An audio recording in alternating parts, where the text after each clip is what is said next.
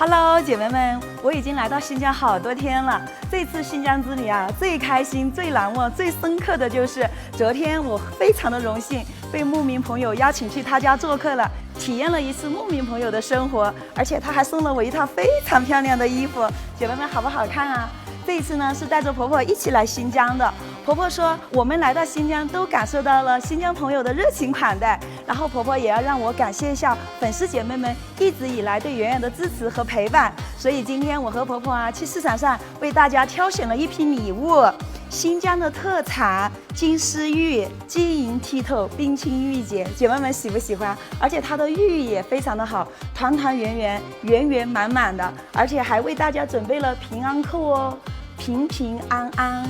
这里只是其中的一部分，姐妹们喜欢的话，29号来我直播间。还有最重要的，很多姐妹都说想喝驼奶粉，但是不知道它的口感怎么样。姐妹们，驼奶粉的口感非常的好喝，它是清甜醇厚，不腥不膻。尤其是家里面有小孩子正在长身体，但是又很挑食，看起来比同龄人小一圈的，还有像我婆婆一样的年纪的，走几步就觉得喘，又觉得腿累的、脚疼的姐妹们，你知道吗？像小孩子需要大量的钙，长身体需要大量的钙，还有老人家他到了一定的年纪，钙在流失，所以我强烈推荐喝驼奶粉。姐妹们可以看一下它的配料表，你看一下。钙、镁、锌都是非常的高，而且你看蛋白质都特别的高。姐妹们，喝一杯驼奶粉相当于是喝10杯牛奶，所以家里面有小孩子、有老人的，我真的非常的推荐喝驼奶粉。还有姐妹们，我们还有1个月不到就要过年了，像我们这么珍贵的驼奶粉啊，特别适合送父母、送长辈，还有送朋友、送领导都是可以的。